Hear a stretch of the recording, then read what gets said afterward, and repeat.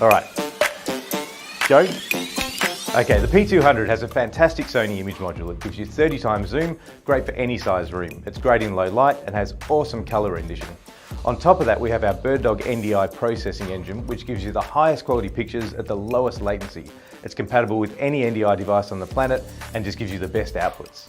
We have our brand new user interface with NDI version 5, which gives you waveforms and vector scopes to make sure you're properly exposed. It also gives you unlimited control as far as color control and using your camera. In addition to this, it sounds strange, but we can do pan, tilt and zoom at the same time. Try some other cameras, they can't all do it. The P200 is a fantastic camera that's got every type of connection you can want, from NDI with power over Ethernet, SDI, HDMI, any control interface. It's got a great big tally on the top.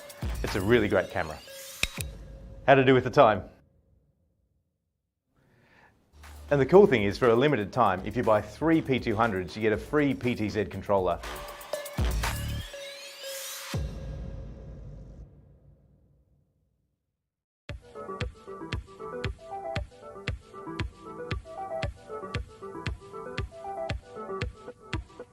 Well, it is that time again, everybody. Hope you are doing well. My name is BirdDog John, and I am back in action. In those scenarios, it's good to neuralize the cameras. You guys know that best. Very straightforward. Plug it in, go to the web UI, link the source, walk away. You know, like super simple. I keep looking over at the chat, and I keep seeing you are full of it. Tasty, spicy meat snacks. Covered in flavor. I mean, you can't go wrong. So what's going on? We've got a handful of folks here in the chat, and I really appreciate that. What's up, mate? Hey, Warren, how are you? Appreciate it. Hey, Robbie, how's it going, man? You're just talking about you. What's going on, Tom? Ahoy. How is it going? What's going on, Go Web? Good to see you again. Thanks for hanging out with us again today. Appreciate that. I feel like I'm in this video more than anyone but John. It's true, NetApp. You are, I'm going to cut this up and put this in the next intro. What's going on, everybody? True. I indeed am BirdDog John, and we are back for at least an hour to hang out and to answer all of your BirdDog inquiries as to whatever it is that you got going on. So this is a perfect opportunity for that. I know that I'm on the giant screen out in the lobby, so that's going to change here in a second. And yoink, and we're just going to throw a different camera up. On that one, because I'm a little self-conscious about my face being on a big giant 60-inch TV out in the lobby right now. However, my monitor that I use for my multi-viewer is, for some reason, I was doing stuff on it yesterday, so I think maybe I may have disconnected it. Hopefully, everybody can hear me. And let me jump over to YouTube. Man, I got a lot of irons in the fire here this morning. Yep, there it is. So hopefully you can hear me. If you can't, maybe adjust your speakers, because that's a thing. All right, here we go. I'm going to apply this, and then my fallback source is going to be my main vMix output, I guess. So, all right. Cool. There it is. I see me now. So, all right, up and running. It's been a bit of a quick morning, and for some reason, my Samsung TV is still not turning on, which is oh crap. This remote control changes both the TVs, or like turns them on and turns them off. However, the big Samsung TV that I have in here as my second screen is not functioning for some reason. So I have no idea why. But, of course, in good nerdy fashion, I've got it all orchestrated together. So I'll just pull up the switch on my phone and turn it off and back on again. How about that? Yoink and yoink. So yeah, it was turned off, which means that now it should show up in vMix. Oh, it just froze up. Did that happen in StreamYard? Hopefully that wasn't too bad. And I moved this PF120. I made it a little too high, so it's on a nice little adjustable tripod. So the next shot that you see will be set up that way. Now my TV still didn't come back, and I'm not too sure what is going on with the play. Did I just that BirdDog Play did not when I restarted that TV, which it's plugged the USB is plugged into that television, so it makes sense when it restarts. I don't want this other TV to turn off, but it does. It's really annoying. Okay. Now my second monitor is on. Man, you'd think I had done this before or something, right? But evidently not. This is my first time, apparently, doing all of this. We're going to fire up screen capture again. And that is going to bring my desktop into vMix. Boom. And I know that because that happens all the time. And let's see if I can turn on this other Samsung TV without turning off. There it goes. Okay, cool. All right. So last thing is to reapply this output in vMix to the BirdDog Play. Oh, and now it wants me to log back in because I reboot it. What's the story there? Let's find out. So I just restarted the screen and it dumped the feed. It should remember, it says none. So it didn't get applied or something. I'm not too sure what happened there. So I'm going to apply that. And then I'm just going to put like a random camera. Let's do Auburn Road because that one's consistent. Okay, so there, the actual multi-feed. So my monitor is up and then my TV is now up. So here's what happened. I have been running around all morning trying to get as much stuff done as I possibly can. There's been some urgent requests that came in over the past 48 hours, and so I just tidied those up before the show. So hopefully that will make things better for that customer. And then I had some issues with some accounts and whatever that were going on inside BirdDog. So I have it all. I think I have it all squared away. There's some stuff that's not quite as urgent that I can handle after the show. But it was like a mad dash. And then somebody in Brayton in the office was like, 6 minutes until showtime. And I was like, I guess I should get in there, eh? And Frink said, you've cut it closer than that. So apparently I'm getting a reputation for starting exactly on time or slightly late. So greetings from India. What's going on, Mr. Gupta? How are you? Thanks for stopping by today over on LinkedIn. Appreciate that. Nice to know that LinkedIn is working just fine. Hello from Warsaw. What's going on, iPhone? How are you? And yes, I can hear you. Fantastic. Good stuff. Glad that I can be heard. Yesterday, Tom Sinclair, the legend, Tom Sinclair, over on the Streaming Idiots channel, he unboxed a BirdDog Play and plugged it into a big TV and got things kind of up and running and going and was able to show how to change sources and all that sort of good stuff. Now, he was running on firmware 8. The latest on the website is 14, and I have a couple of betas that fix a couple of minor issues. There's still some outstanding things that we really want to get done correctly, but some of the minor stuff was handled, the things that he was discovering on his show. So if you didn't see Tom's show, maybe open a new tab and type in youtube.com and then go to Eastern Shore Broadcasting or type in Streaming Idiots and watch his show from yesterday, after this show, of course. And he had a good unboxing of the BirdDog Play. Now, I was there. I did see it on YouTube and clicked on it because it was going live. It had only gone live like 20 minutes earlier, and he was doing the pre-show when I joined. So I just kind of watched in the background, and there were a couple of things that he asked about, in particular, how to power the device. He didn't know much about it. He had just gotten one and was unboxing it for the first time, and so the USB power and firmware updates and something that was showing up on the dashboard. So I was able to walk him through those things. But generally, I left him to do it on his own just to see how it goes. And then I took that show and I sent it over to our dev team and was like, here, you want to watch somebody unboxing our product for the first time and has no idea really how to use it or how to get it connected? Tom just did that for us free of charge. So I was directing some traffic there yesterday, and I will do that again here today on my show because Tom gives a great, right down the middle, very fair assessment of what makes sense and what doesn't, and we use that information to make our products better. So Tom's a good guy, and I'm happy to promote his channel over here. You can also check out what he's doing at easternshorebroadcasting.com.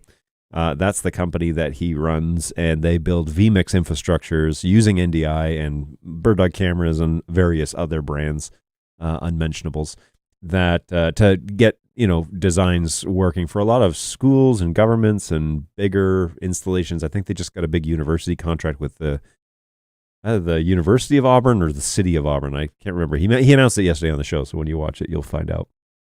But yeah, he was doing some cool stuff yesterday, and they're always up to something neat at Eastern Shore. So great to see him in action and unboxing another BirdDog product, and we appreciate all the honest feedback that he gives us. It's always good. It was good stuff.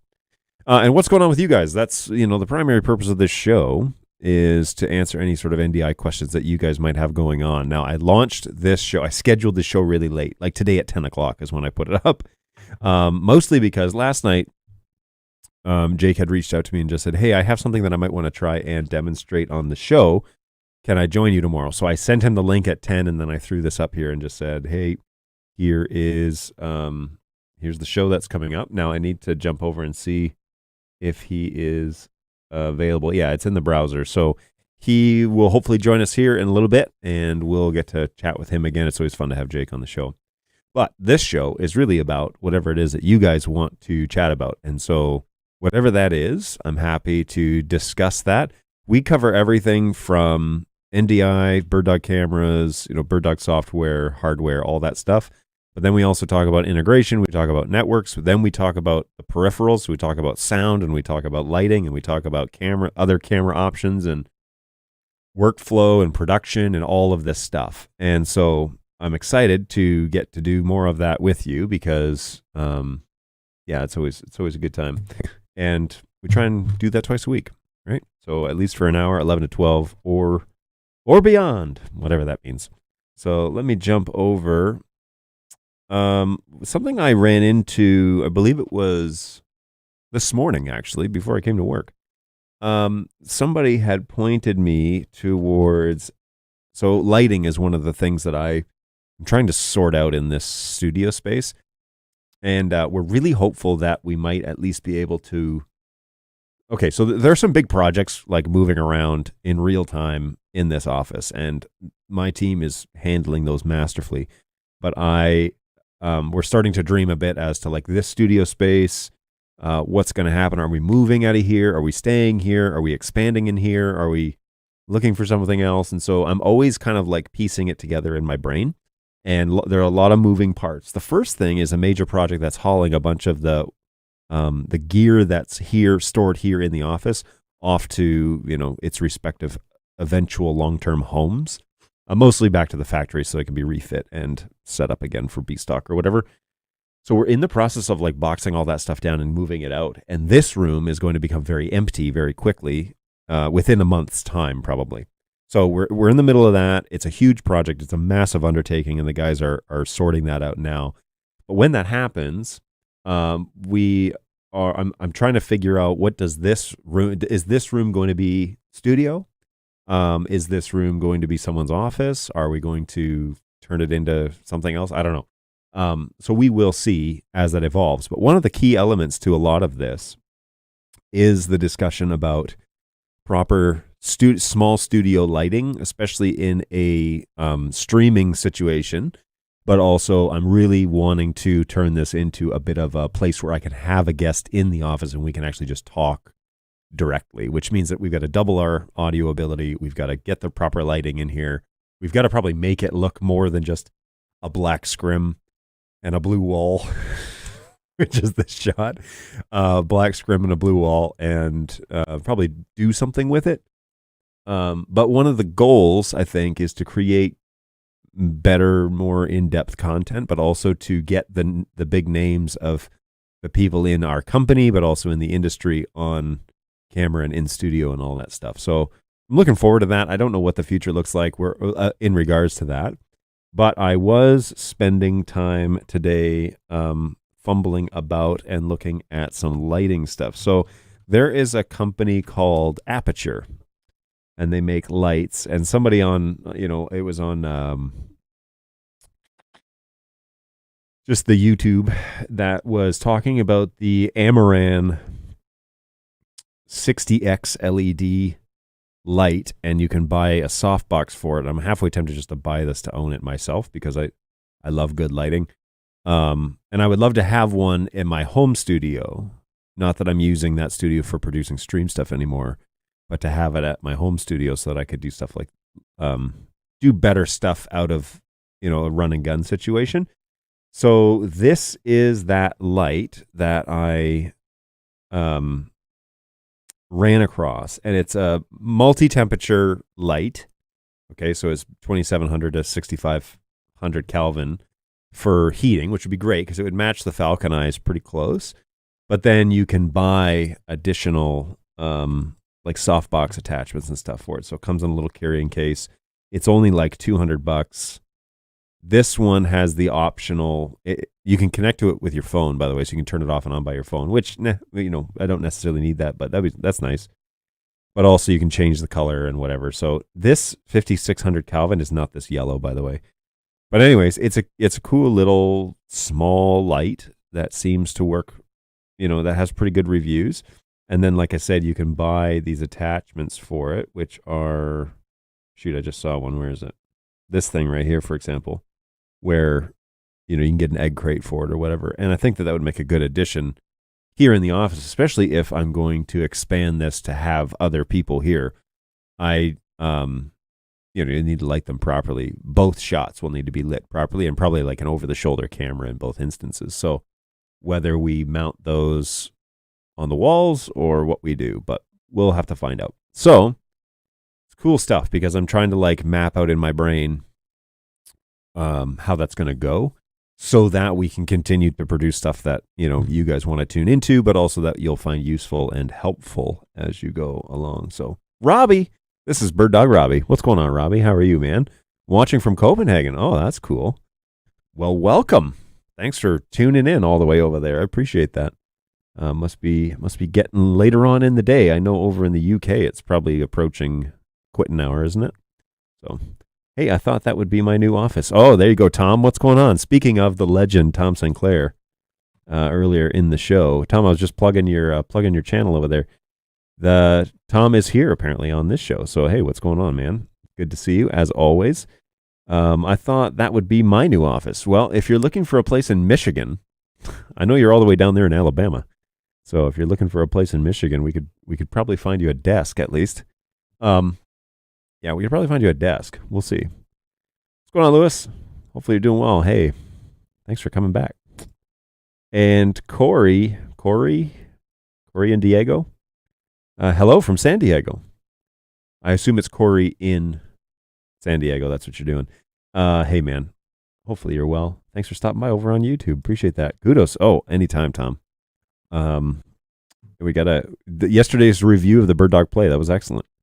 It was a good, honest review of an unboxing and really valuable information that I took away from that as to how customers are seeing things and unboxing cameras and like all of our products, but just the natural thing that people would do. I love watching that because I learn a bunch. I actually see that quite often, exactly what it is that you did, how you did it. But it's great to have it on camera because I could send it to the engineers and the product developers and stuff and say, see, this is how people are actually interacting with our devices. And Tom didn't do any research. He didn't, he just got one and plugged it in and tried to get it to work. And that's exactly what we needed to have. So good stuff, man. I really appreciate that. Thanks for giving us another chance. Always. Yeah, we should have you back on the show soon.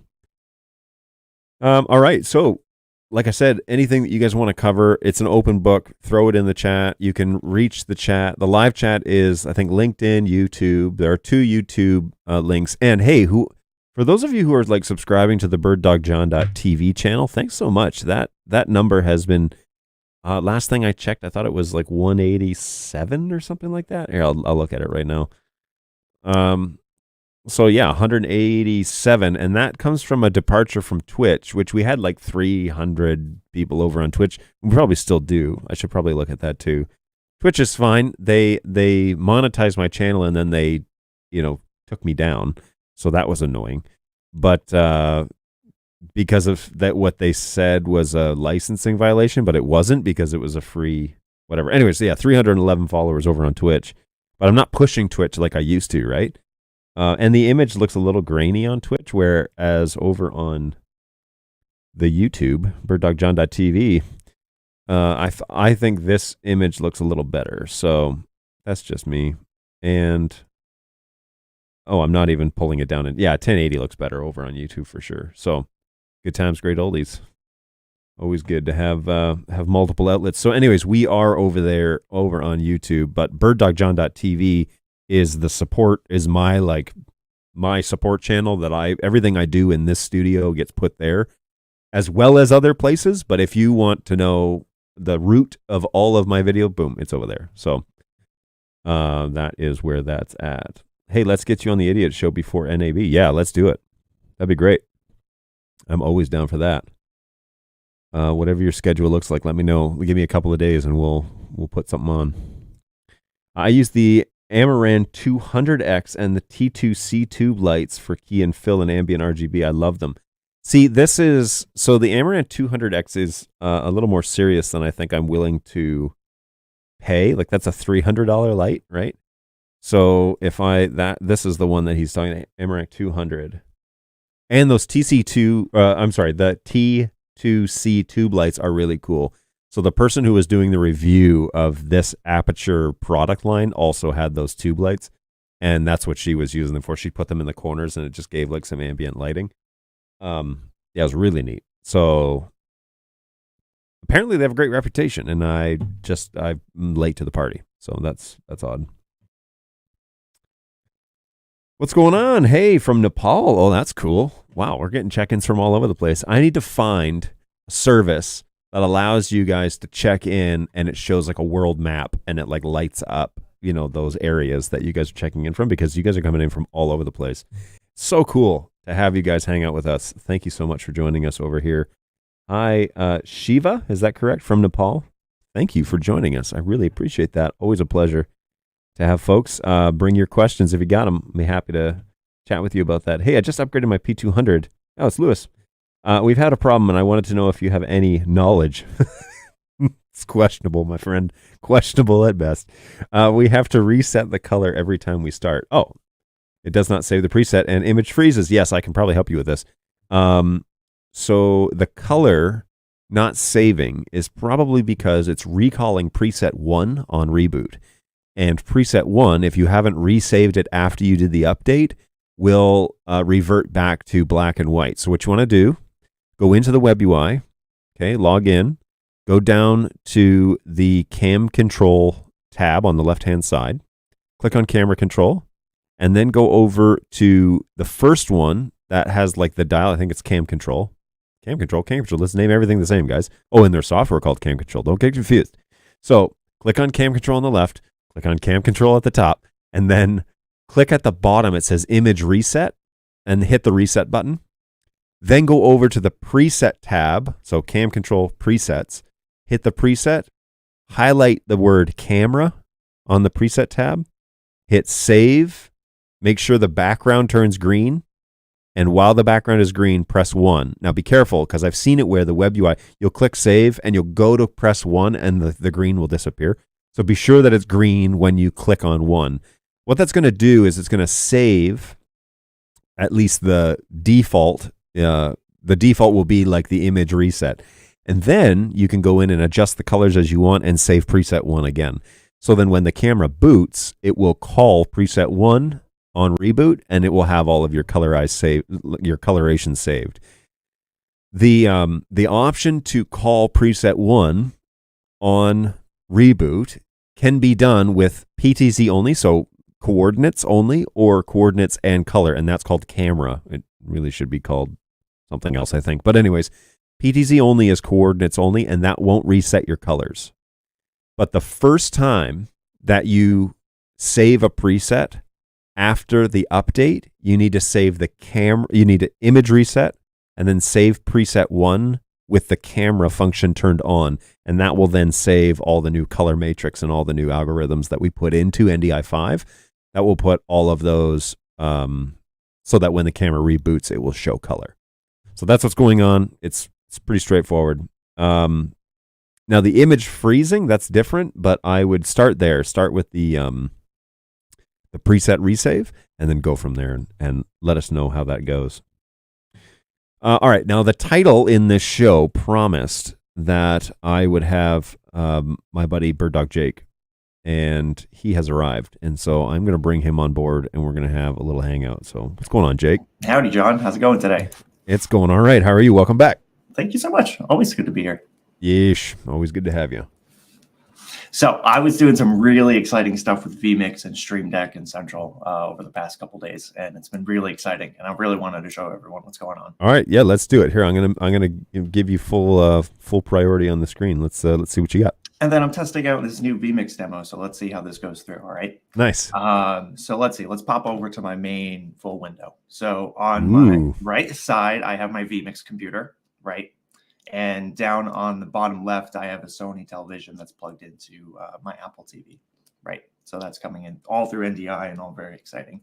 So there was a question that we got from an email from one of our other sales engineers for a project that he's working on with a client for keyboard focus is what we're dubbing it, right? So being able to send a PTZ camera to preview in vMix, but also having simultaneous PTZ control with our keyboard, right?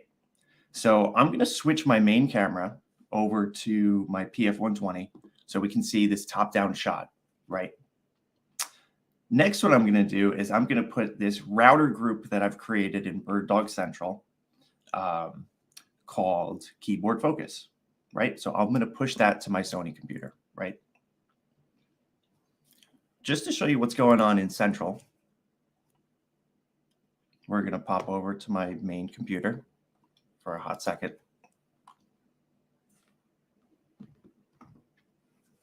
So I have a new group in Central, which is one of my favorite programs called Keyboard Focus, right? So this is an NDI stream on my network that is focusing on either my PF120, my P4K, and my P100.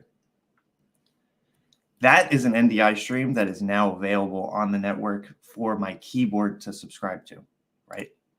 So I'm going to go back over here. Now, are you using Generator inside of Central Pro to create that? I am using Router inside Central Pro to create Okay, that. got it. Yep. Right, so that is over here. Just one second, I'll put it on this window. So to create that, we come over to here, we click plus on our router, and we create a new group, right?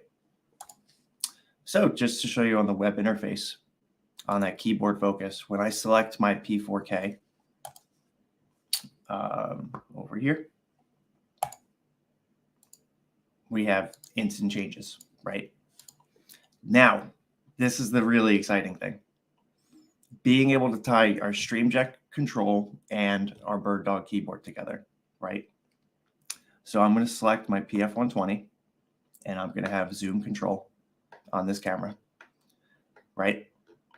Now I'm going to switch back over to my P4K, and now I have zoom control on this camera without having to switch my source on my keyboard, right? So one button press is pushing my camera source to preview, while also simultaneously sending a second command to change the router in Central Pro. Okay, so how are you? Let's map this out a little bit so everybody kind of understands, and myself included. Yes.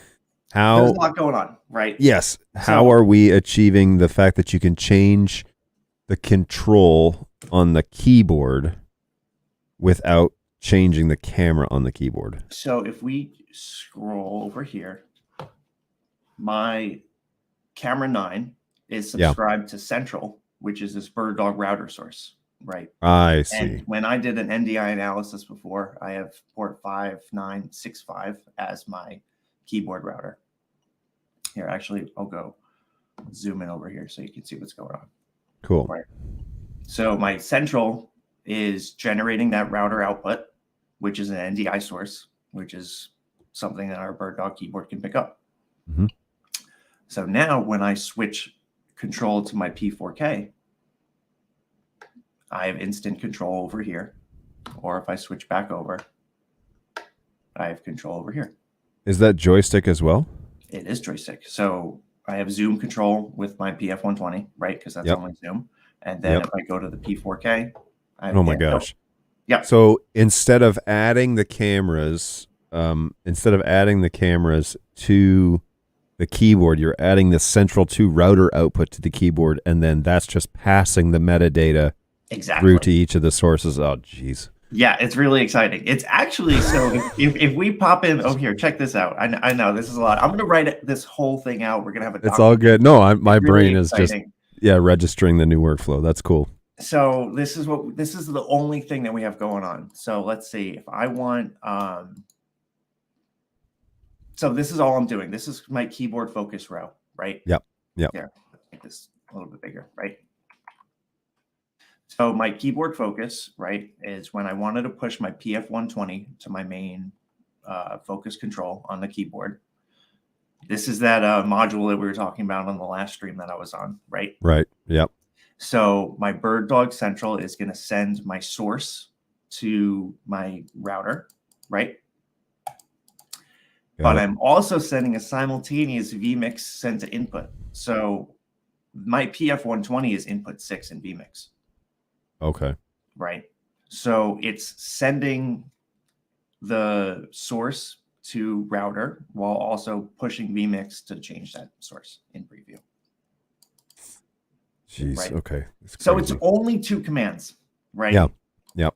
And we get this incredible workflow of just being able to have instantaneous control over what it is. So I could go, let's say, 2-handed right over here, right? I have control with my left hand from my source switching. Yep. Right. And then when I need to cut over to that source, I can cut over to it. But then if I need to adjust my second camera that I'm preparing for my next shot, right? We get to all pull that in right here. Yep. Right. So let's say that was my next shot. And then I want to go back over here and preview, and then we're ready to go. So in this workflow, I'm just trying to think about like using this in a production-based type of situation. Sure. So in this workflow, you're using preview with the keyboard router at all times, and then you're calling the cameras live with Stream Deck. Is that right? So you're not like, because in a lot of workflows, at least that I've seen, is you load the camera in preview that you're ready to go to, you align it, whatever, and then you cut it over, right? Right. And so you would call the cut command and it would go to the next camera shot. Right. But in this instance, what you're doing is you're using preview exclusively, mostly with the keyboard router / central router, and you're lining up your shots. But then you would be, instead of cutting it there, you would be cutting it basically like this, basically. Exactly. Yeah, like with a Stream Deck or something. For a manual cut, I just didn't put that on my. I ran out of buttons. Yeah, no, it's all good. Yeah, and that's the thing is, like, on my here, I can flip to this. Right. So I've got all my shots right as preview and program. So I can change the preview in vmix up the top, and then I can literally go down the line and change, whatever camera I want just with API commands that are calling the cameras in here. So then the idea is, can you send out multiple commands on one button press? Yeah, you can link them together. So technically you can do the same thing with your X keys, right? So yeah, on that send to preview button, if it's a PTZ camera, also just send another command to central. Yeah. That's the only thing that would be needed to be added inside that workflow, right? Yep. And then your keyboard would just be looking at whatever's was last sent to the router. Yep. And then realistically, what you can do if you don't want to add the whole input to preview section is keep them completely separate, and then just have a separate page just for your keyboard focus, right? Or for your for your PTZ operator. Let's say your switcher's doing their thing and you're just the operator, right? Being able to just have a full page of all of your cameras lied out with their easy names to jump into. You can even do feedback control. I didn't get that set up, but essentially if there's a source connected to the router, make the button red, right? Right. So. Let me look. Let me look in this because you can do. Yeah, you could set up, I guess, multiple. So like when I press this button, also do these actions, like an if this then that type of situation. That's cool. What was I gonna do here? Just trying to map out in my own brain, like, okay, so if I convert over to this infrastructure, which is it's a next level, if you will, folks, because we're, This was a specific workflow that one of our clients was looking to do to enhance their productions. Right? I mean, it is, but it isn't, because we get this all the time where people are like, well, when I call a camera, I want my keyboard to automatically be controlling it. And so when I call it in preview, I want it to be there. And I don't want to have to call it in preview and then call it on the camera. I want one button in vMix or whatever to switch my device over to that. And that's exactly what this answers. Yep. It's like, well, you can do that because your keyboard has a router option, but also we can do that out of central, and it all passes all the metadata. It's just it's technically not a retransmitter, right? It's a, like, this one's not retransmitter. Retransmitter is exciting though. What is the deal with keyboard? Maybe you know more of the details on this than I do, but like when you select keyboard, so the keyboard router shows the camera that's selected on the keyboard. Correct. What is that actually showing? Is it just... It's actually just another NDI stream on the network. The keyboard isn't generating it. It's just another stream from the camera or the device itself on the network. So is that coming to keyboard and then off to keyboard router, or is that just being reflected directly to router? I specifically asked the devs about this because I wanted to make sure, hey, should our keyboard router have any like NDI network settings in terms of or bandwidth requirements? Yeah, exactly. But it turns out it doesn't actually hit the keyboard at all, which is why the keyboard works extremely well. It's instantaneous control. Well, right? And it's why that Ethernet port can be a 10100 and not a gig. Exactly. Yep. That's really fascinating. Interesting. Okay, we got to catch up on the chat here. So people, hey, where's your whiteboard diagram? Hey, we're gonna make that posted. We'll get there. Don't worry. I did backpedal a little bit so I could fully understand it. So hopefully that was helpful. This is from Mr. Bernstein over in Facebook, by the way.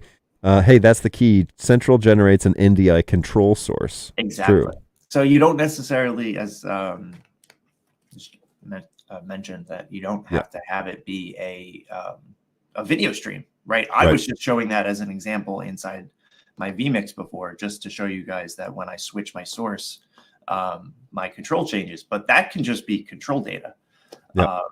If you wanted it to go to a monitor like I am having here, that's actually really, that's good for your PTZ operator, because then they know what cameras, right. But if you don't need that, then you're not generating that 120 megs. Exactly. It's just so control. it could just be control metadata. Interesting. Hey, thanks for your patience and the information on ISE. Also, this is Lewis. Also, to the Google Translator, that helped us communicate. That really did. I was really surprised of how well Google and the Apple translators were. I don't know any Spanish enough to get me around walking, in Barcelona. Yep. But hey, these tools are incredible now. So it helped Luis and I meet and talk about his NDI production and everything. So it was really nice to meet you. Nice. It brings the world a little closer, eh? Hey, I thought that he was actually using the Sony Studio monitor as his actual monitor. I wish. Jake, where's your Ember mug? You want to send me one, Jeremy? He's old school. I don't have an Ember mug today. Today I have, what do you have? This giant coffee mug that my sister-in-law gave me for Christmas. Christmas or birthday? I think it was Christmas. And it holds like basically a whole pot of coffee. So I didn't really want to use it for coffee because I didn't want it to get like the coffee stain that all lids and everything get. I was just going to use it for ice water. But I have this ice water that I use all the time here. So I was like, whatever. I'll use it for coffee too. So now I got 3 thermoses that I use all the time for coffee, and an Ember mug at work. So yeah, you can never go wrong. I thought that was a prereq for the show. I wish. There are certain things that I wish were prereqs, like everybody gets snacks on stream and spicy ramen, and you have to eat it on camera and all that sort of good stuff. But we're going to do like breakfast on stream because it's pretty early over here. Yeah, it's true. We should definitely. I could do a late breakfast. That'd be all right. We could whip. So I could get Brayton to whip something up. He's my snacks on stream manager, so we can coordinate that for next time. So routing is just a handshake in management. Lewis is very happy about your encounter, by the way. So are there any updates on Quad 4K firmware, in particular HDMI multi-viewer and ISO recording via USB? As of right now, no. There are no updates about those specific two things that you're asking about. I haven't seen the roadmap for those two features. I haven't seen them on the immediate roadmap. I know that they're still on the feature list because that was the initial announcement. But yeah, that's where it's at.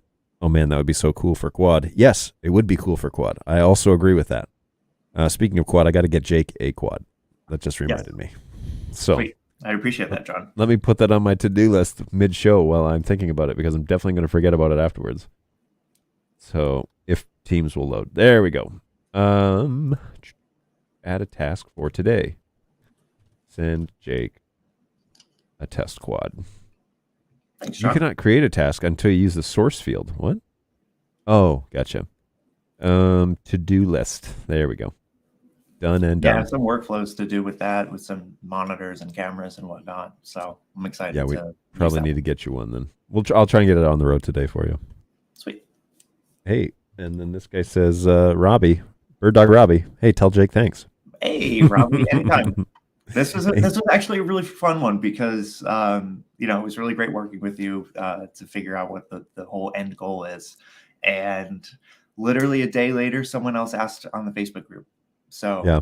it's coming up. So it's a really cool workflow. Our friend from Nepal, he says, hey, I'm curious to know if the P100 or 200 can be used as outdoor interview or vlog cameras. If yes, what arrangements should be done for power supply and recording? Can you share any ideas? I won't steal your thunder, Jake. Go for it. So yes, I've used them in outdoor shoots a lot. You got to make sure that the weather's okay for these because these are not outdoor weatherproof cameras. Nope. I've had people, I've been in a few commercial video shoots where it's not a PTZ or it is a PTZ and you have to cover the camera as quick as possible if it starts raining, right? So if you are going outside, make sure you have some umbrellas because you don't know if the weather's going to turn. And you don't want to ruin your cameras. So I'd say that. Yeah. For the record, weather damage is not covered on any warranties for BirdDog. So you're taking your devices in your own hands in that endeavor. And then I would also, since we have quarter 20 adapters on the bottom of our cameras, I personally use like quick release bolts that are for like microphone stands because the P100 is definitely lightweight enough to do that. So, instead of some tripods, like I take some heavy duty microphone stands, right? Or speaker stands or things like that with adapters. So it's really easy just to place those cameras all over the place. Yeah. Yeah. Obviously. Yeah. Tripods are fine. You can get the quick release things there, but there are some better options if you have a budget for it in terms of like setting them up and taking down. Now the P100 weighs less than the P200. Yep. So you're going to want a wider base for the P200 if that is the way that you're going to go. You are going to run the risk of outdoor shoots. I don't know about vlogging because it's not something that you could hold. It's something you're going to want to mount. And so the idea of the BirdDog cameras are to be kind of in fixed locations during the shoot, and then you would take them down. You could either pack them up or they're fixed installations is really the two main camps. And so definitely if you're doing outdoor shoots, I have known guys that do a run and gun situation where they have a like tripods and they have 4250 and they run Ethernets to them. It's all single cable. The DHCP reservation list is set up so the cameras always come back at the same IP addresses, and they plug in their laptop, which is running vMix, and it's up and running, and they hit record and they're going to an external hard drive. And that's how they do the outdoor like weddings and things like that.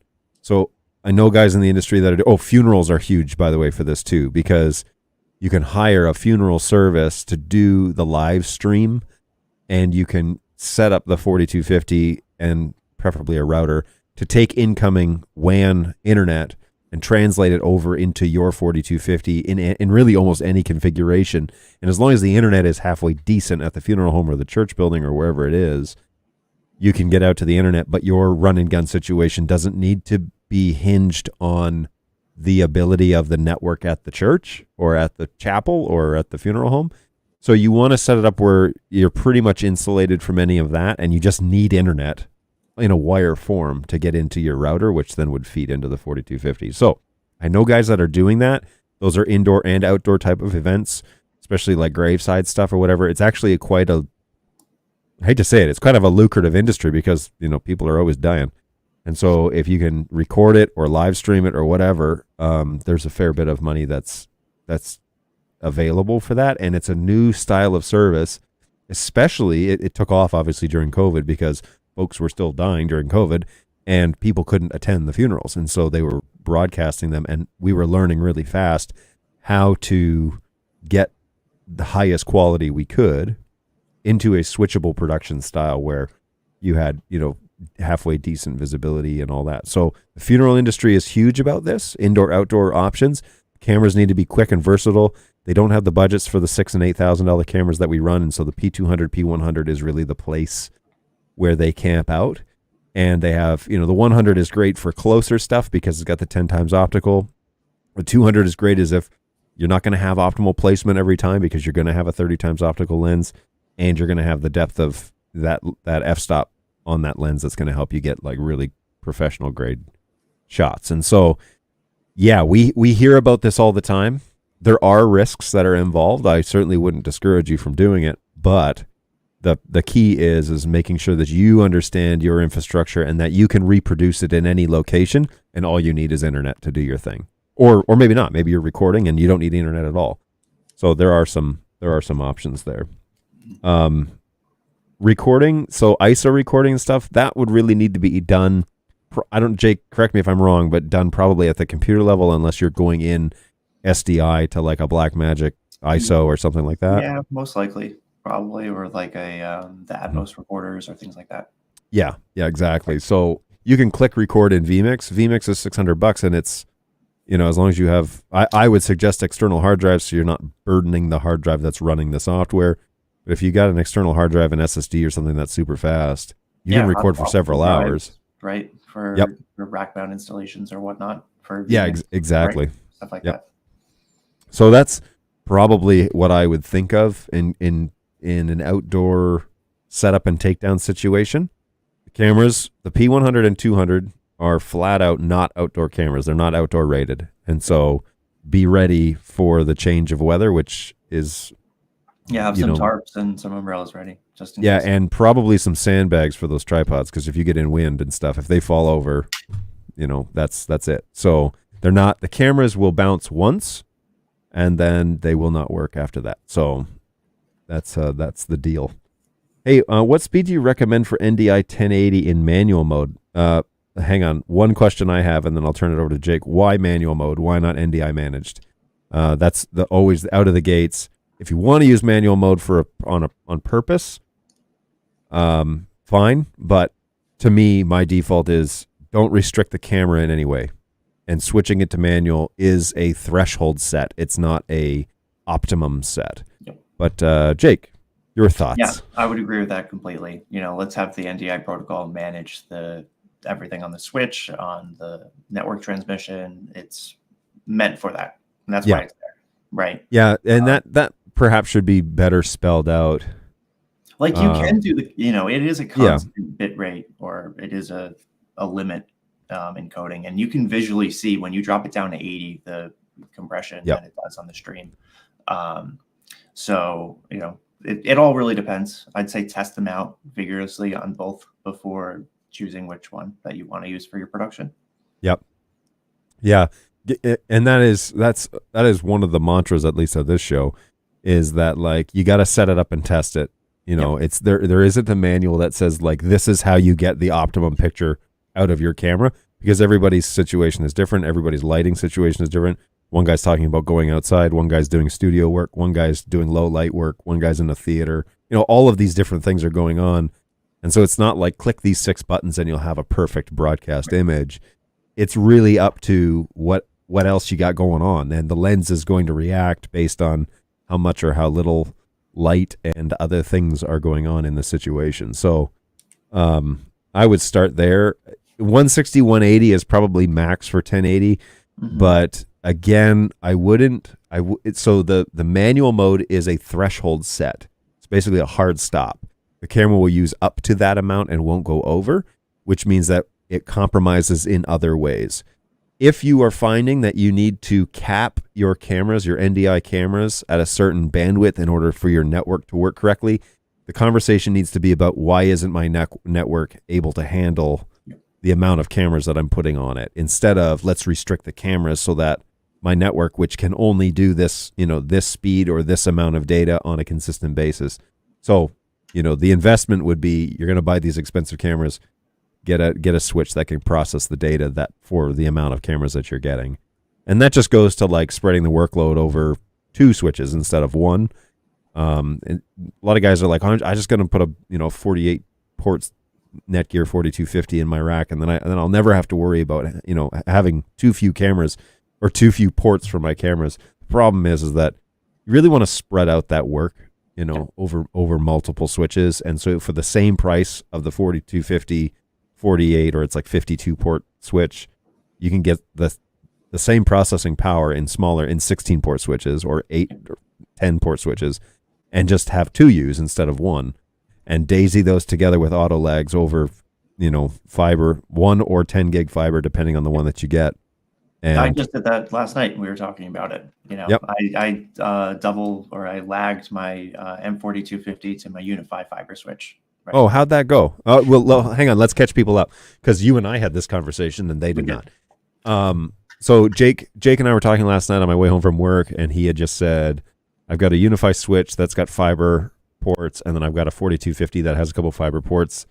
Can I link those together? And I said, in theory, this was me, because I haven't actually done this myself. In theory, you should be able to lag those together and send them back to the Unify. So you did some stuff last night. And it all worked out. Perfect. Clearly some stuff happened today, because my stream out of vMix into stream mode isn't as clean as I'd like it to be. Sure. But I probably shouldn't have shut down my computer yesterday, because again, I had production coming out today, but that's okay. No, but everything worked fantastically. I was able to, so this was my problem, right? So I had all my cameras plugged into my M4250. vMix pulls the full NDI stream every time, right? It's not like TriCaster where it pulls the proxy stream. So it's a limitation of vMix that I was trying to get over. I have a 10 gig uplink from my vMix PC, and I have a 10 gig uplink on my production PC. So I have 2 computers on my network that both need to receive all of my NDI streams. And some Dante stuff on my network as well. So what I did was I plugged my 2 1G SFPs from my M4250 into my Unify aggregate switch, enabled lag on both sides, right? So it wasn't an auto lag, so that didn't work. So we had to manually go in and create the lag. And once that was done, my Unified network saw the connection as it should, because at first one of the ports was blocked. So Unify did the blocking, not the M4250. Yeah. Which I thought was interesting. Yeah, Unify loves to do that. Yeah, they do. They block stuff all the time. Yeah. But it's a really great system for managing all my devices and everything like that. So I use it on my home network. Lag was enabled, and then I was able to confirm it because in my vMix PC, I was capped at my 1 gigabyte per second in. Right. Okay. Because all my cameras were on that first layer, right, on that first switch. And so my 10 gigs ports, they were the 1 gig uplinks were flooded. So as soon as we lagged them and had 2 gig going to that fiber switch, everything worked out. Boom. That's exact configuration I have. You can see that inside Task Manager too. So as soon as everything got enabled, I had 1.3, 1.4 gigabytes per second going across the link rather than just the limit at 1. Yeah, and you can watch them, especially. So I know that on a Windows machine, you can bridge the 2 fiber ports together so that they operate as a pipe. But if you're going to lag them at the switch level, then the switch should behave that way as well. And that's actually better for like troubleshooting, because if you got to pull one of them, then it doesn't break the configuration inside of the computer, and it's still acting independently. So, there's good and bad things with both. But I'm very fascinated to know that Unify and 4250, if you manually set those lags, Yep, they both worked. they did. Now, did you set on the Unify side? You set it like as lag 1, and on the 4250 as lag 2, or what did you do? They there? had the same lag name because you have the opportunity to put that in. So I think that helped with terms of talking to each other. And then on the M4250 side, I just left it as layer 2, I believe, destination as of right now. Yeah. I have to go through and switch between source and destination or source. But I was able to, on my Unify switch behind me, go in on just, it has like a little OLED screen. And you can jump into the port management or whatever, see how much data is flowing across. Nice. And what was cool was that it was downloading before I maxed out that 1 gig. It was downloading on one side and sending back on the other side. Yeah, I was doing transmit and receive. Right. So it was really cool. Exciting stuff. Typically, though, like you want the receive happening on both. You don't really care because the transmit, like going up to StreamYard or whatever, it's like 10 megs. But coming down, if you're bringing all those camera feeds into your computer, it's like a gig of data basically just on that. And having the dueling fibers is super helpful because I just noticed a massive performance increase inside vMix. I used to have like 4 or 5 cameras and they would just stutter and carry on. And then when I switched to the duals, everything was clean and I could run them at full bandwidth and not have any issues. Now the CPU on this computer, that's a different problem. It's humming. Yeah. But, if I don't run full value all the time, then it's not so bad. Well, that's cool. I'm glad that worked out. That was some theory and stuff that I hadn't tested before. So I'm really happy to hear that that's all working. Yeah, that was really good. Very cool. It looks like you fixed this, by the way. Why is Jake picture in picture in picture? I did. That's no problem. It's just it's your vMix output, right? Yeah. Very cool. Is that virtual? Hey guys, I'm gonna catch my flight. I'll catch you guys later. Take it easy, Robbie. Always a pleasure, my friend. Be well on your flight. Hey, do you recommend upgrading my P200 to Silicon 2 beta? Well, it is a beta. So as a support guy, do you need the beta version of, like, it's the test version of the software, right? So for me, I have it on a PF120 that's here, and it seems to be working just fine. There are some things that I have requested they add for convenience more than anything, like the RTSP URL stream and those sorts of things. So that's obvious.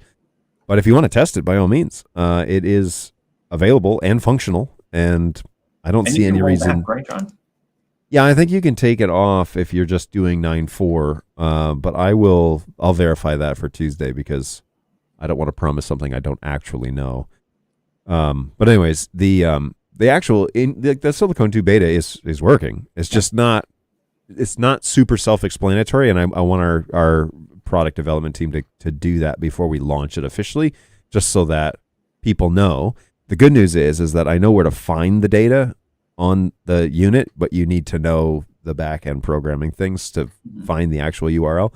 But not to worry, we'll make it convenient. I'm sure that discussion will continue because we don't want people to do an update and then require to contact support or sales to understand how to use their new software. So that'll at least be in the manual, if not on the web UI. I'm really hoping for the web UI because I think that'd be really convenient and cool. Yeah. Me too. Hey, what's going on, Nick? This is Nick from Holden. Nick Manifold, how are you, man?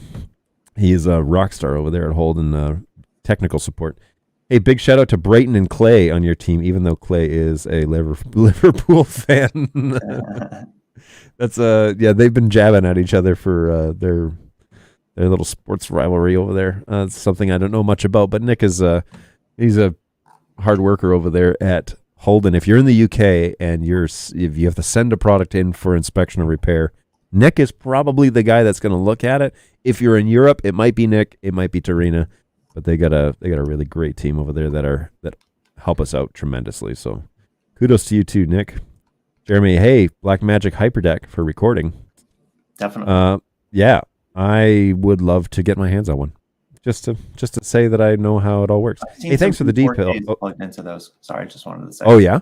Yeah. Oh, they record beautifully. I've really wanted to get just the $500 Blackmagic ISO unit and just Nothing wrong. see how it goes. Like, because I have churches that contact me about, hey, we want to do some post recording and have high quality stuff, but we're also streaming at the same time. Like, what do you want? What would you recommend? It's like, honestly, I'm not in the recording realm. I'm in the live streaming realm for the most part. And so, but I'd love to get my hands on that so I actually have something and like could say, this is how it works and these are the things to look out for. Anyways. Well, we should talk about cloud for recording soon as well. So yeah, because that's coming up. Actually, we should you don't need to say recording. We just need to talk about cloud again because there's so much stuff happening and it's like every month we probably should have a cloud show. Hey, thanks for the details, guys. The reply, love to get BirdDog products soon. Say big hi to Mr. Phil and the BirdDog team. Thanks. Yeah, Phil is around. I was just talking to him this morning. He's a busy dude, but I'm sure he appreciates the love. Hey, NetHab, what's going on, man? Hey, if your network conditions are capable of passing a full 130 megabits NDI stream, you should probably upgrade the network if it isn't able to. Yeah, agreed. I mean, here's the thing and I can totally sympathize with this. Is like budget is a real thing in a lot of places, and so you budget for cameras, you budget for the infrastructure stuff, and like you weren't necessarily planning on an $800 switch, and so I totally get that. It will perform. It just at what level will it perform? I don't know, and it's hard to say for every switch out in the world because this is maybe news to people, but not all networking switches are created equal. Matter of fact, that should go without saying. Yeah. And so, yeah, it depends on what you've got, and it depends on how much you can invest on the infrastructure stuff. But yeah, usually a higher end, more powerful switch will deliver packets faster and in sequence and all that sort of good stuff. So it's part of the conversation. And if you're thinking about, and here's a plug for my buddy Jake, if you're thinking about how NDI can be a part of your workflow and how to do it correctly and how to do it successfully and have reproducible results, then you need to hit up the guys over at hello@birddog.tv. If you're getting into the game and you're thinking about, look, we want to do this in an institution or in a workflow or whatever, but we need it to be flexible. We're thinking NDI. You need to reach out to hello@birddog.tv. We got guys all over the world. Jake is one of those guys. They're helping guys on a daily basis actuate their dreams, okay? Their NDI dreams. And then after you buy the gear, you're going to, and you have issues, you're going to want to talk to my team.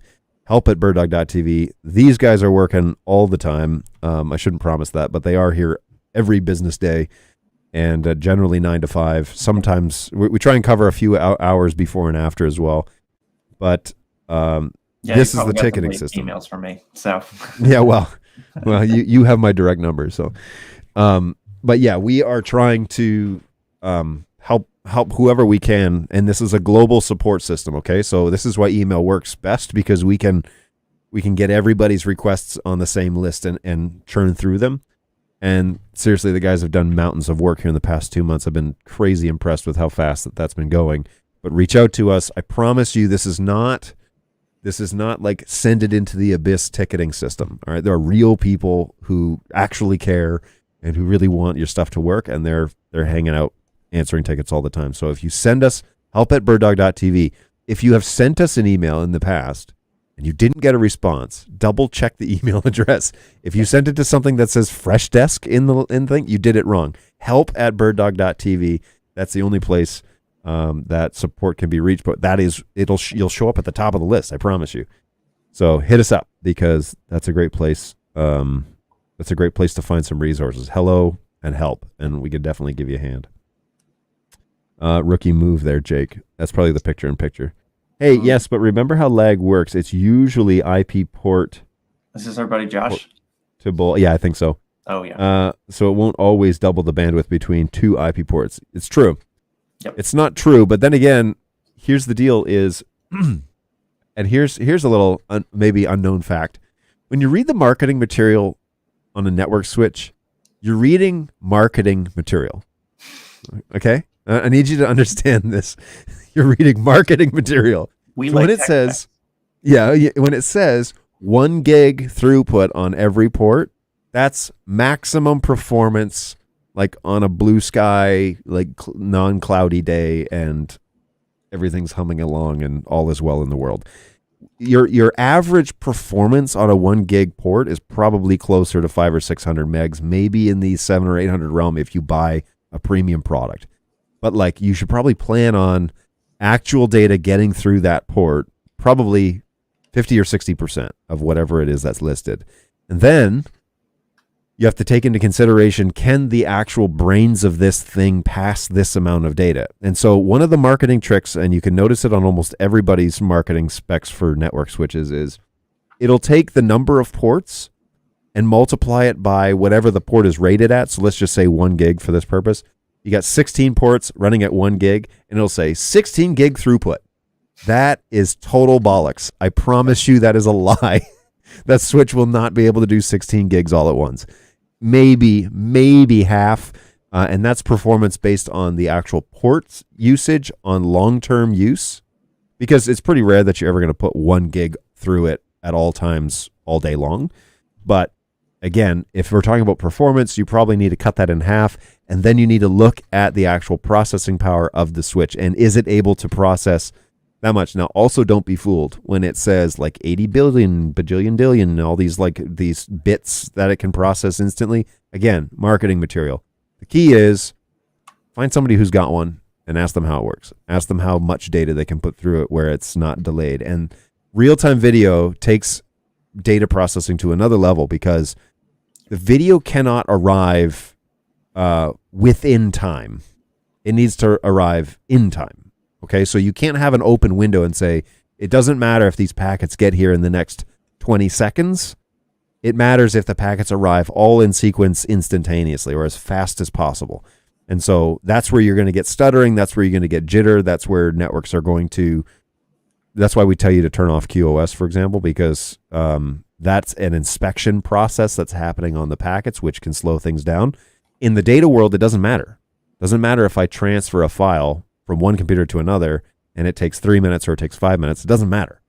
But if it matters big time about video, because if it doesn't arrive, guess what? It's just going to freeze out on you, or it's not going to look right, or you're going to get jitter, and then you're going to contact BirdDog support and say, why doesn't your camera work? And we're going to say, let's talk about your network infrastructure, and that's going to be very frustrating. So just be aware when you read marketing material for network switches, that's a very common thing. And that's why I like to say spread the workload out over more switches of lesser port value, because generally, and the 4250 line is a good example of this, generally the brain power is relatively the same across the whole fleet, but the actual port number is less, and so you spread out the workload and you can lag all of those together over fiber, for example, as Jake has demonstrated this morning. You can lag them all together and basically make, with lack of a better term, a unified network, not a unified network. You can make a Netgear lag network together that has basically unlimited backbone, but lots of processing power. And that's what we want. We want to be able to actually process the subscribed streams quickly. So, yep. All right, rant over. Over to you, Jake. Anything to add? No, I think you covered that one pretty much completely. I went off on that a little bit. No, it was good, though. Let's see here. So each version of NDI adds a network protocol. You need to choose between those depending on your topography. NDI is not designed to take advantage of lag.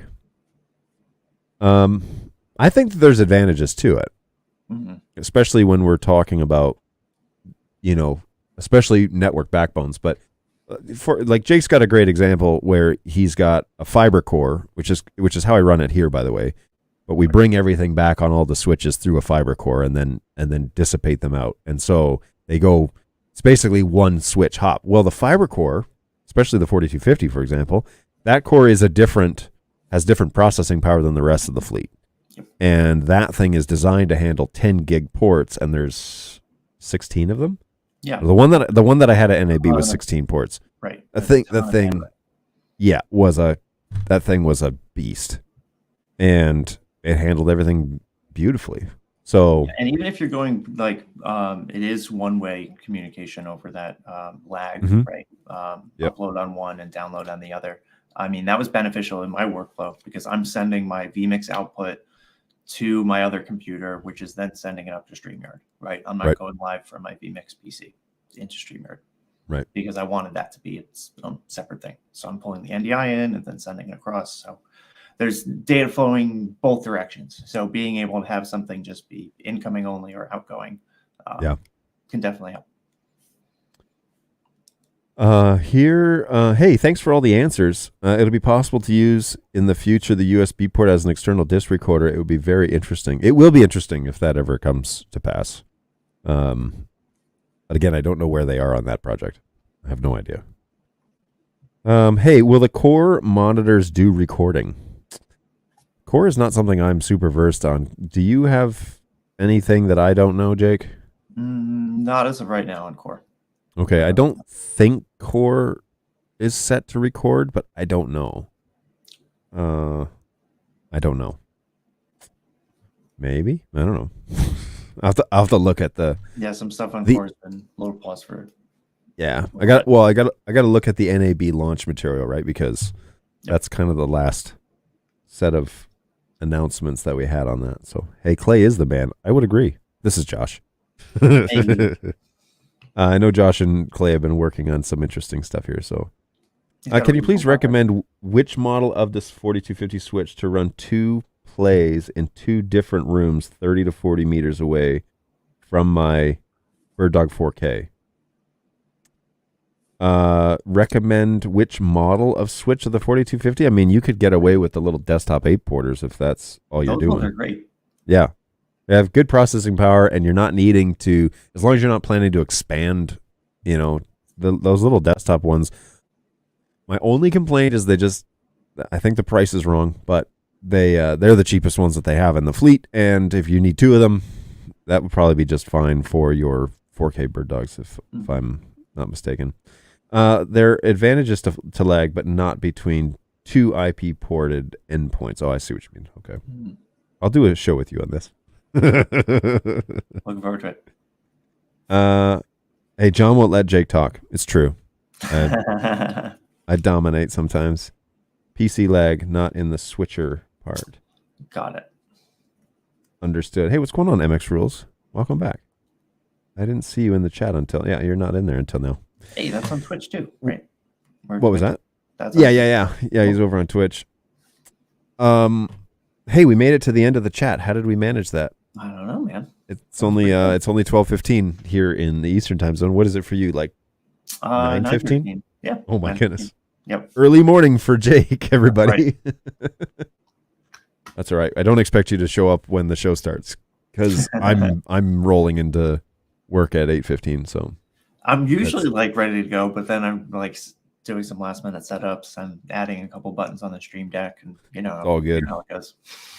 Yes, and that has been happening more and more on this poor show. Unfortunately, is that I walk in here with 10 minutes to go, and sometimes don't even have the stream scheduled, which is a disaster. But anyways, yeah. But yeah, I'll do a little documentation on that little switcher input preview thing, so that way we have a little bit of a workflow document and all the things that are required for it to operate. We did a show last year on Central.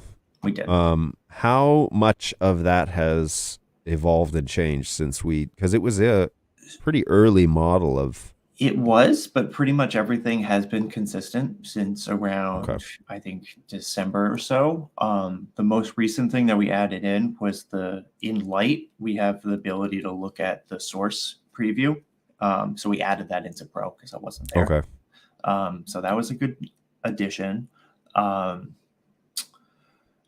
We haven't publicly put out the API commands yet as an easy to digestible one, but I do have the big Excel sheet. So if anyone wants that, please email me at hello and we'll send that to you.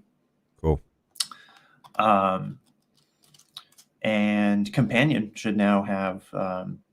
Yes, it does. I downloaded the latest one and Perfect. It's here. Yeah. So I can throw that up on the screen real quick because let's check it out. We can show that. Let me launch. Hold on here. Oh boy. 145 not available. All right, let's try a different interface. Fiber, this one, launch. There we go. All right. So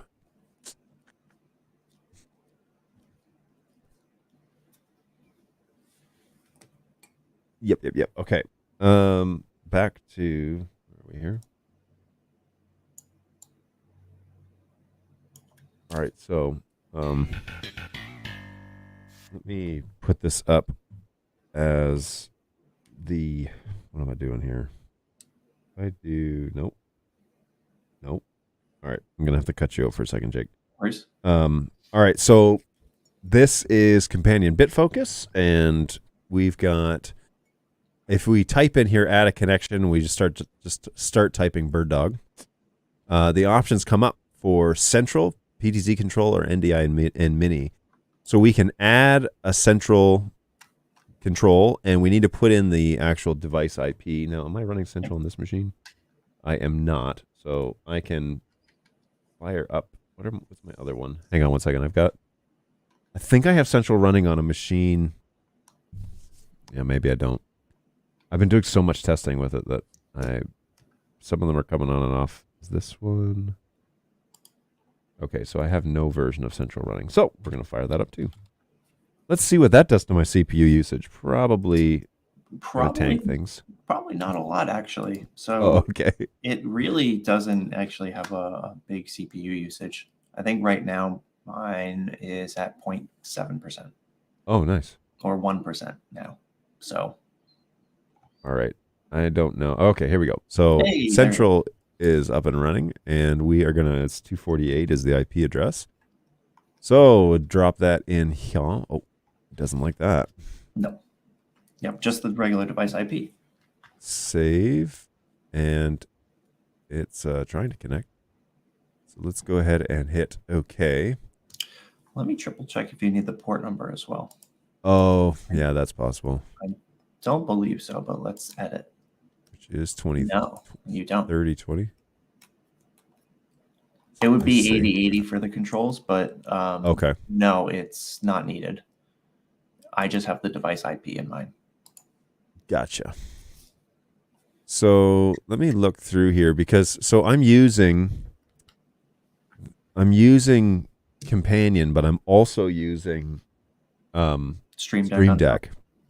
So yeah, so Stream Deck sits on top, and then let me look at what page I'm on here.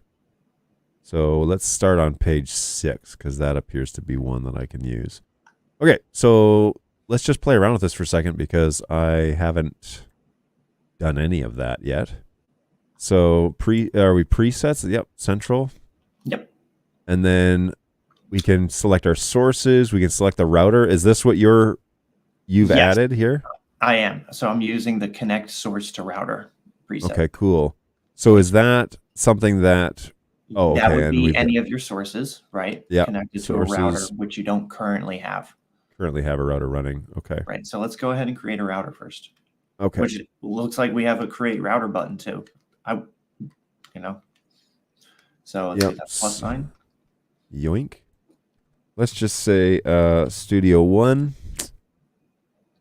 Perfect. Okay, cool. And then I don't need to select a group for that. So right now it's going to be all of your cameras. So that's why we do make source groups. So that way we can choose which groups go to the router. Right. So let's pick this group because these are my studio machines or my studio cameras. Okay. Awesome. I like that better. So if you select any one of those, right, now we should have a new NDI stream on your network called BD_route_Studio One. Okay, so let's just check that out real quick. Off. And I got all sorts of sources here, folks. So Central 2.0 is the dropdown. Yoink. Oh yeah, check that out. And then Studio One router. Boom. There you go. All right, cool. So as you can see, we had PTZ control if you hover over on Studio Monitor. Oh yeah. So that is why this shows up in our keyboard. Right. Nice. Right on. Okay, cool. All right, very good. All right, so now if we go back to Companion, yep, when we say link to router, what do we want to do here? Source to router. Connect source to router. So we're going to put that on page 6. we're going to click on that one. And your press action is already tied to your first router. Okay, cool. Oh, and then select source.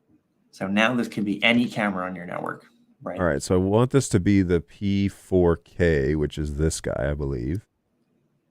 And then So do I need to... You can change the button text so that we know what it is. Is it P4K or what is this? Let's find out.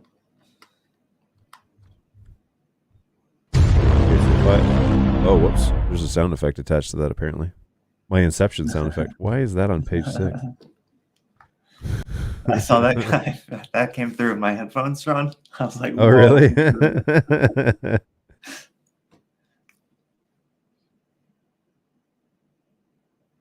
And I think I lost your voice. Try now? Yep, you're back. Yeah, okay. So it really doesn't like that I've got multiple things layered on top of this. So I'm going to quit Stream Deck. That's probably a good idea. And we could also do test presses through Companion. That might work. Yeah. Okay, so now Companion is in full control. So if I click on this and I have to open up my Studio Central, Studio One, check that out. All right, so I clicked on that P4K and that is this P4K camera. Oh, cool. You have that set up there? Yeah. Awesome. So evidently that worked. Now so can I do that then? You can just copy that button, right? Yeah. If you wanted to make another one, right? So down below, copy. And select the button. Oh, whoops. Oh, it's interesting. Oh. Copy and then press the button that oh, crap. It happens. I've done that so many times. It's a new day for everybody here, folks. Okay, so if I say copy and then this, that's what it wants, right? And then, exactly. Okay, I got you. Yep. All right, so let's change this again. P4K. Perfect. And I'm going to change this to this camera. And then this one, we're going to say this, and I'm going to say PF120. And that is originally this one. So now, okay, cool. Now if I say NDI and I hit PF120, good golly. Yep. And you see how instantaneous that is? This is incredible. Interesting. This is why Central is my favorite. Because so in theory, then I could get rid of all my sources in vMix and just use this function, because then it would lighten the CPU load on both of them. Interesting. So very interesting. In my vMix production, I have a combination of central routers and just vMix. Yeah. API switches, right? Yeah. Because I'm not always running vMix, right? But I still need to have access to routers on my NDI network for productions and demos and walkthroughs and talks about NDI, right? Yeah. So it's good to have both. Interesting. That's it. Now that's an added dimension to workflow. Yep. All right. I got to map that out in my head, folks, because that's going to be. So John, what I want you to do, next week, now that you have that router set up and those API commands, once that's all fired up, do a NDI search on your keyboard, try attaching that computer's IP, and let me know how it goes. Will do. Yeah, once this, I can. So with the router, we effectively, with the latest update on the keyboard, which added switching to the function buttons, right? Yeah. Which is really exciting and fantastic, and absolutely beneficial. This kind of gets you further than those 6 function buttons for switching and controlling your cameras, right? Yeah. That's, yeah. Now you have a control surface I can do 15. Exactly. So if I have 50 cameras set up that I need to hop on through, If you end up being the vMix operator and the PTZ operator, which again, you and I know 100 one-man bands that are doing this type of thing. I mean, that's where the original workflow solution came up from, right? Someone who's operating, switching, and doing the show, right? Yep. And graphics and all that stuff. Primary function, right? So the whole live stream producer, operator, switcher gig is a doozy, right? We all know what it's like to go live, and whatever we could do to add these tools to help that production, right? So what I'll do is I'll bring in the router into vMix as a source, and then so I'm going to cut to that. Yep. So all right, this is that router now, and then this is me just cutting through that. Oh, perfect. Yeah. Yeah, wow, that's crazy fast. 240. Oh, I've got two PF120s here, so I'll change that. But I guess I got an overhead camera. But wow, this it's so quick to add them in, right? Yeah, it's really painless and shoot. Now we're talking about this for a live production or things like that, right? Yeah, yeah. Now that this NDI source is on your network, that can be subscribed to any of your plays. That can be subscribed to your flex outs. That can go to your HDMI decoders or OG4 card decoders, right? So now you have instant NDI switching. Your converter to monitor doesn't have an HDMI sync anymore because it has the single handshake from converter to display. And now you have iframe switching to that decoder. Oh man. Right? Yeah. Yeah, this changes a lot because it even if you're just let's say because John, I've been in that studio a couple of times. I know you have play in front of you with that screen and things like that, right?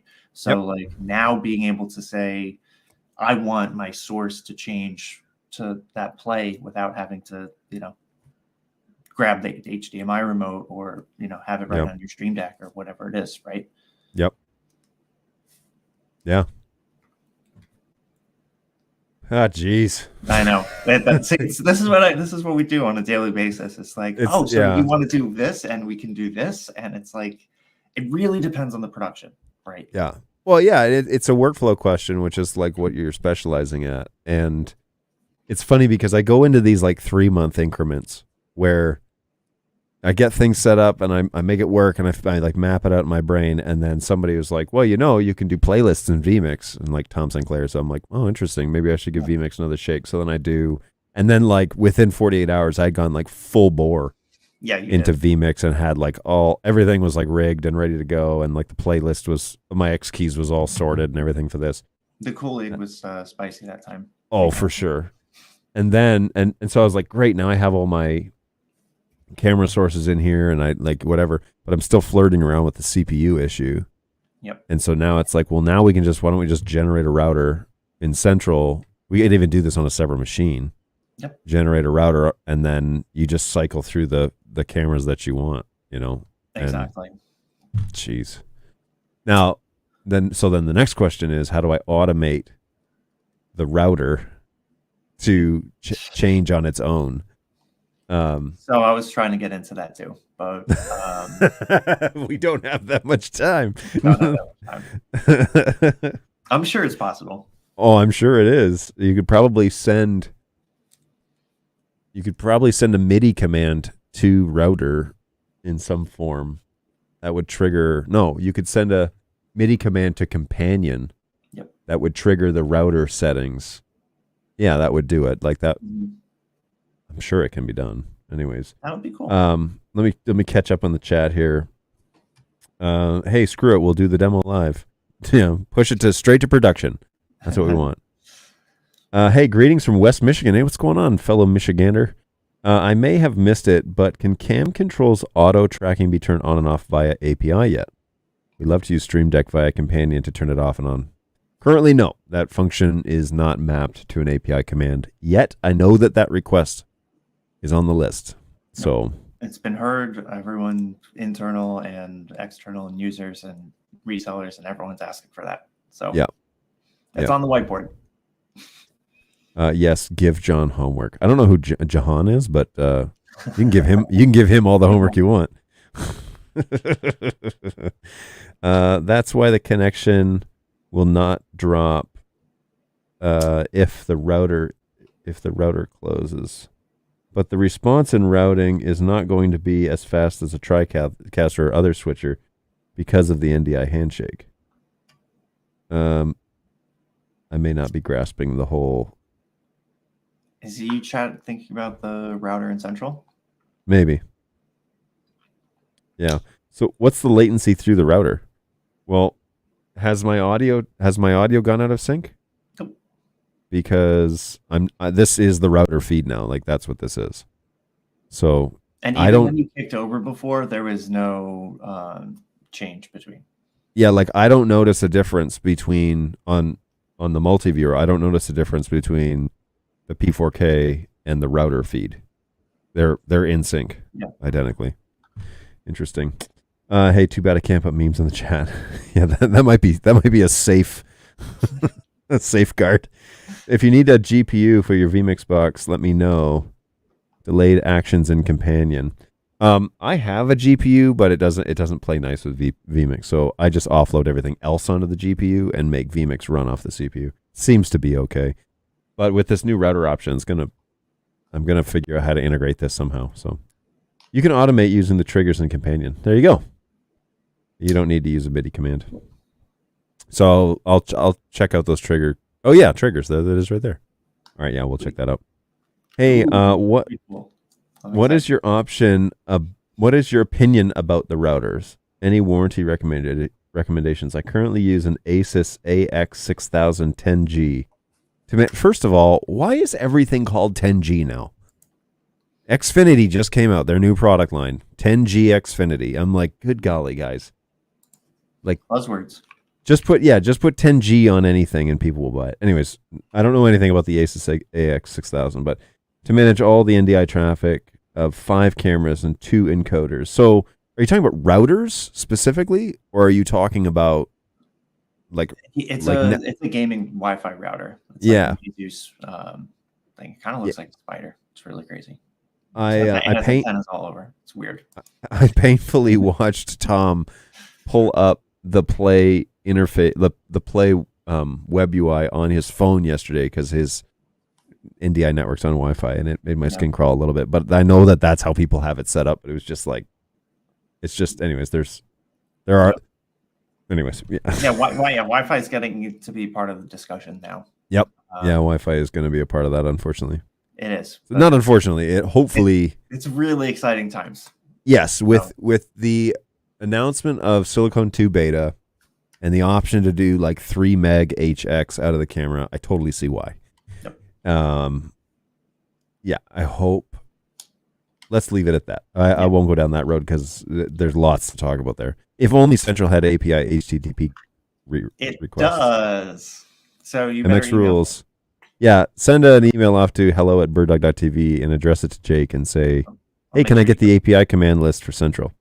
Yep. Yo, it's Jake. It's Silas from ABNA. It's Silas. What's up, man? Yep. Silas, I haven't forgotten about you, man. I got your ticket. Don't worry. I'll try and respond to you this afternoon with something. There's no latency add because it's a handshake in routing. It's not a relay or a recompression. MX rules is correct. Snacks on stream, 10G. Rated R. 10G comes after 1G, duh. Yeah, just start putting zeros behind it. You know, bigger numbers are better. I don't know about that. Yeah. All right, Jake, anything else you want to cover, man? I've taken at least an extra 34 minutes of your time, if not an hour and 34 minutes. Today. I think we covered what I wanted to share with you guys. It's exciting stuff. Every time Jake shows up, he screws up my workflow and makes me want to change it. So find out more in the future. Yeah. And then again, we're going to talk about this guy. Boom. Jake's got his hands on a pod, everybody. Yep. And that's how big it is, right? Yep. It should be called the BirdDog Palm because it fits in the palm in your hand. But Instead, we I call like it pod. Yep. That's the next one. That's Gen 2. We got to launch Gen 1 first, but then, there's a future. Very cool. Well, dude, thank you so much again for spending time with us. I really appreciate it. And I know that the guys in the chat, guys and gals, we don't discriminate. Whoever you are, they appreciate you coming along too, because it's way better to hear us chat than just me talking to myself. So, always a pleasure to have you on the show and get to explore some cool new options. I don't have the time that is required to dive into all of the nitty gritty of all of our programs, but our sales guys who are promoting this gear to potential buyers tend to know a whole bunch of stuff that goes past me, and so always a pleasure to have you on here, man, and get to hang out for a bit. Thanks, Sean. Always a great time chatting. Very good. We'll see you in the future, and we'll plan to have you back. I'll be on soon. Bye, guys. All right, man. Take it easy. Okay, folks. Well, that is it for me. We are going to head out and try and get some actual support work done. I think this counts as support work, right? But it's always good to have a great little chat and to have friends on the show that can show us things that I don't know enough about. So always awesome. I'm going to be messing with this companion app now because it's really cool to have this option so stinking fast. It also means that you can increase the fleet of your cameras and not have to bring them all into vMix and burden your network and your CPU with, geez, there's just so much. And then if the trigger things were, come back on Tuesday because we're gonna have some fun little integration stuff going on. So be sure that you come back and hang out with us. Let me throw that up there while I'm saying it. On Tuesday, Thursdays from 11 to 12, at least until 12. Today, it's 12:37 here in the Eastern time zone. Come and hang out and bring your questions, bring your concerns. Last Tuesday, I said bring your friends, bring your questions, and bring your questionable friends. So by all means, come on down and hang out with us over here at the show. Also, Tuesday, Thursdays, 11 to 12. Also, don't forget to check out Eastern Shore Broadcasting over at the Streaming Idiots. Tom Sinclair is a legend in the industry, and he definitely is worth knowing. And so he's got a show, the Streaming Idiots show, and he basically just dives into everything and lets it happen to him. So it's a good show to also hang around and hang out with Tom for a little bit. He's a good face to know. So head over there. Be sure that you go to the YouTubes and look up BirdDogJohn.tv. Subscribe to that channel. That's everything that I do in this studio gets put on that channel. So hit us up at BirdDogJohn.tv, and then also look up Streaming Idiots. That's a valuable place to be. So be sure to check us out a couple times a week. We try and be here, answer questions. The only reason I'm not here is either a public holiday or we're just way underwater and we need to catch up. But I'm trying to be here twice a week. So if you don't like putting in tickets, or if you want an update on your ticket or something like that, boom, here we are. In the flesh, live twice a week for at least an hour. And you're welcome to come and hang out with us and chat with us. Do you know if Core is sold in Europe? Core is not for sale yet. It's been announced, but it's not been launched. So it will eventually be available in Europe, I'm sure, but it is currently not a product that's for sale. You can take them out of vMix, but miss out on the preview, so always a surprise of what will be on the camera. So technically, then we could make 2 generators, right? And we could, good call. Or I could run them in low bandwidth then, at least. So let's do that. So that's a great little insight. Yes, because you wouldn't know what was yoink, and so then we could run like our scopes on preview, and we could do all of that. So now, task manager. Let's see what our CPU is running at. And so it's still humming along here at 100%. But let's see what I can come up with. I'll try and fix that. Our Ethernet requirements have dropped a fair bit. And then if I switch cameras, let's see what else we've got here.